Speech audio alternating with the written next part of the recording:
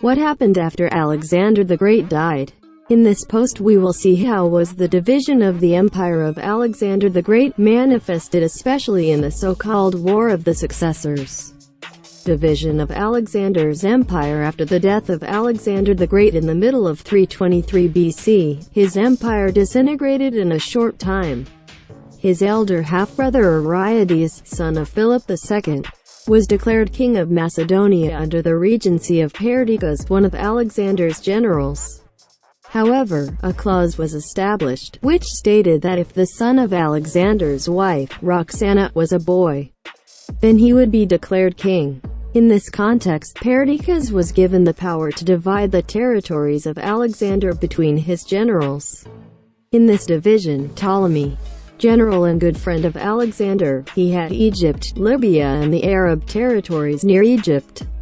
The War of the Successors. First phase of the War of the Successors 321–301 BC. However, as expected, these agreements were not maintained and soon all the great empire of Alexander the Great fell into internal struggles for power and control. These wars that happened after the death of Alexander for the control and rule of his empire are known as War of the Successors. This war is divided into two phases. The first, which covers from 321 to 301 BC, confronted the Unitarians and the Separatists. The Unitarians, like Perdiccas himself, Antigonus and his son Demetrius, tried to preserve the unity of the empire after the death of Alexander, while the so-called Separatists, especially Ptolemy, Seleucus and Lysimachus, were more in favor of dividing the empire to get their own kingdoms. Shortly after the beginning, in the year 317 BC, this war in Macedonia also intensified due to the death of Arrhidaeus and his wife Eurydice, ordered to be killed by the mother of Alexander the Great, Olympia. Very soon, the separatist interests of Ptolemy clashed with the unionist interests of Perdiccas and Antigonus, which resulted in several attempts to invade the Egyptian territory.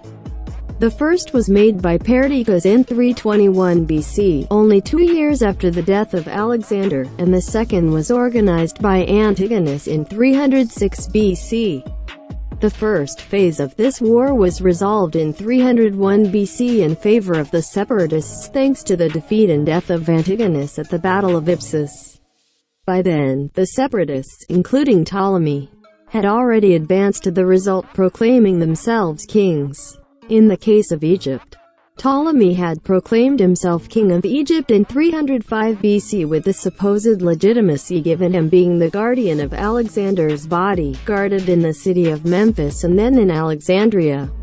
Second phase of the War of the Successors 303–280 BC. The second phase of the Wars of the Successors took place between 301 and 280 BC. And was characterized by the struggles between separatists to create, maintain or increase their kingdoms. It ended in 281 BC with the death of Lysimachus. All this meant the birth of three great and powerful kingdoms. In the first place, Macedonia.